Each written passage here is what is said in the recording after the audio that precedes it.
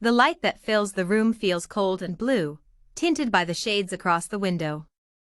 This window faces south, so the light trickles in slowly, and at first I can ignore it, but eventually I must open my eyes to this underwater light, and take a deep breath in. I used to get up so early. Some days I would go outside and watch the sunrise, warming my hands with a mug of herbal tea. The world was quiet, but not still. I admired the people moving about the streets, getting an early start. We had something in common, they and I. We all knew the feeling of the first light of day rising over the mountains and hitting our faces. We carried that feeling with us throughout the day, like a token. But I haven't seen them, those people of the sun, for months now. I peel back the sheets and stare at the ceiling fan, motionless and stagnant. The air is heavy and empty all at once. Perhaps, I think, it is the emptiness that has weight. I pull the sheets back up to my chin, shivering as they glide over my body. I cannot decide if I am warm or cold, in limbo.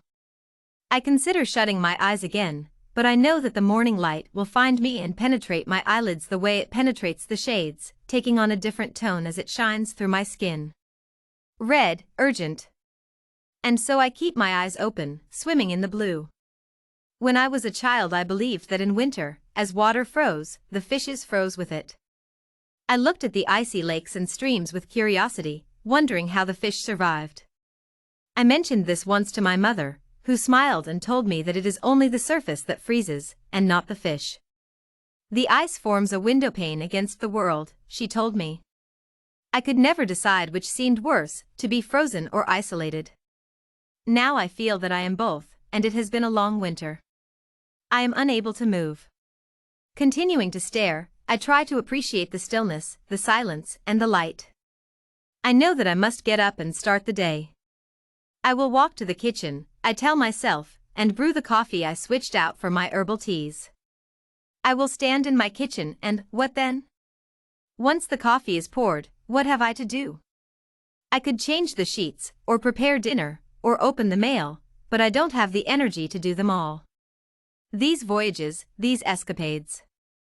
I used to do those things and more in a single day, I suppose, though that seems so long ago. That was then, and this is now, and before I can get to those chores I must first get out of bed. I kick away the sheets, back where I began.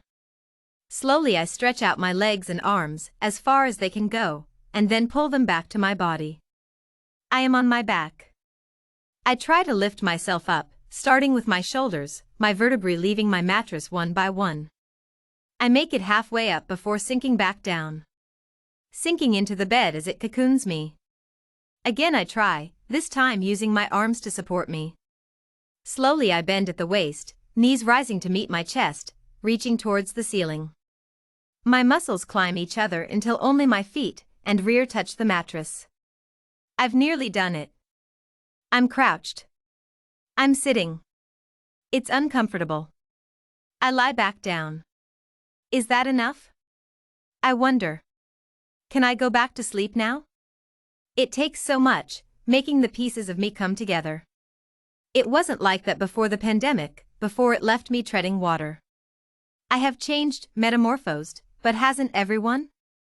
Surely I cannot be the only one awake in bed, struggling to change my lifestyle, to even change my position. I unfocus, away from my body and back into the comfort of my mind. Fish swim through my thoughts, my movements. It's strange, I think, that you never see the fish moving underneath the ice. Maybe they are frozen, just in a different way. I lie there a bit longer, waiting for nothing. Time drifts aimlessly, perfectly willing to leave me behind. It should be peaceful, but I feel chained down rather than supported. Try again, I whisper, for real this time. I lift my head from my pillow and slide my elbows underneath my rising body. My arms become two perfect triangles, the strongest shape, holding me up. My legs, two more triangles, lifting and bent. I rise upwards. Knees, shoulders, equal. Hands, feet, level. Hips, bed. Feet, floor. I'm standing. A jumbled mess of body parts, but standing. I know that if I try to make the bed I'll inevitably fall back into it, so I do not. Instead I make my way to the bathroom, noticing the cold touch of the tile against the pads of my feet. I ignore my appearance in the bathroom mirror, directing my attention elsewhere. I crane my neck under the faucet, spilling myself into the sink. I turn the handle, and the cold water hits me in the face. From somewhere in the garage my water heater rumbles to life. I keep my face under the water until it warms. Until it warms me. I bring my face up from the sink, shut off the water, and pat myself with a towel. Some of my hair has gotten wet, and it cups my face with its dark little curls, clinging to my tragus and forehead. Water trickles down my temple and outlines my jaw. The beads of liquid move slowly at first, growing in size until they form perfect drops that fall from my face. I trace my fingertip down from my hairline, following the curved path left by water. Flowing, serene. Turning towards the doorway, I focus on my feet. One after the other I make my way to the kitchen, my fingertips tingling slightly as I trail them across the walls. Once in the kitchen, I prepare the coffee slowly, methodically, and savor the sound of it pouring into my favorite mug. As I take a deep breath in, the steam curls upwards into my nostrils, comforting. I'll do something different today, I decide, taking my first sip. It's warm, filling my mouth and sliding easily down my throat. I walk, the movement fluid, the fish swimming freely. A sense of togetherness. I walk through the back door and outside, into the sun, swimming upstream.